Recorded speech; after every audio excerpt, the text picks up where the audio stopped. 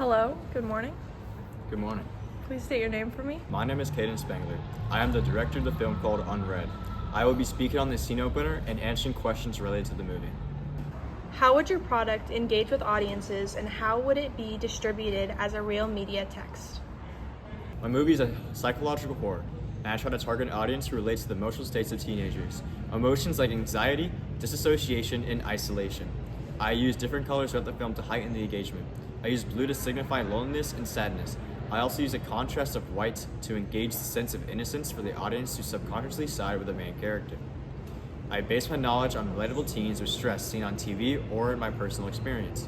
I correlated the laziness of teenagers like lying in bed on their phone to break through the audience.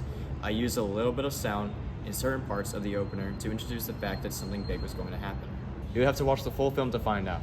I would make this film PG-13 to target young adults. I don't want it to be too gory, so I can introduce many audiences to gain more traction. As a teenager myself, I would like to watch this movie. The only downside of having a PG-13 is that I wouldn't have much creative freedom as compared to a rated R movie. I would have to censor more than I would like, but I think I would be able to get away with some. Compared to other high-budget movies, as for rising popularity, I would post my film on YouTube to gain a small interest. I would then promote it on different social media platforms to where you can view it in theaters if it even gets that far. After further publicity, I would get it to be added on streaming services to other viewers who like to watch from their bedside. Services like Amazon Prime Video and Netflix would be perfect to build a fan base. How did you integrate technologies, software, hardware, and online in this project? I used many types of hardware, including my iPhone 15 and a computer. I didn't have much hardware at my disposal, but I made it work. I tried using my Meta glasses, but after putting the video into Premiere Pro, it was scaled up, and I couldn't fix it without ruining the quality. For software, I use Adobe Premiere Pro, Google Drive, Link to Windows, and Lightroom. I spent most of my time editing in Premiere and used Google Drive to export my files into the editing software. I used Link to Windows to fully export my video onto my phone. I used YouTube to polish my video. Lightroom was used to fix lighting and make it look smoother. I regretted using Premiere Pro because it took an ample amount of time to edit. My quality was scaled down after exporting the full edited video after putting it into 4K. Premiere was suggested to me by my teacher, so I can have more freedom in editing, but it started to be a burden. That is all. Thanks for having me, and have a good day.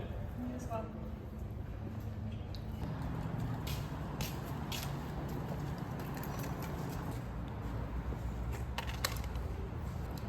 How did your production skills develop throughout this project? During this project, I had many troubles and solutions. Starting off, I had some experience with my phone's camera. I do photography and cinematography here and there, which ultimately helped me film. I started with basic film techniques. As I have taken this class, my skills have improved. My teacher taught me different camera techniques to make my opener speak to the audience. I've grown a niche onto focus pulls and different variety of hand shots. I tested a bunch of shots to see which works were better in my favor. While my background in mobile photography gave me an initial eye for framing and lighting, transitioning to a formal cinema environment shifted my perspective from capturing moments to building narrative. During the project, I moved past simply pointing and shooting to understanding how a frame affects the viewer's subconscious. I would shoot a scene with a static wide shot, then reshoot it with a slow pan in. Reviewing this footage allowed me to see which versions served the story. This test and fail method taught me that the best shot isn't always the most complex one. It's the one that resonates most with the audience. As a developing producer, I've learned a lot about editing. The project simply showed me that I suck at Adobe Premiere. Many troubles arose in this project. In the beginning, I knew a little about editing. I taught myself the basics of Adobe and tried my absolute best to portray my message to the viewer. I spent a total of 4 hours editing and tweaking the final draft. I spent a significant portion of my time just to try to figure out the right tools rather than actually being creative.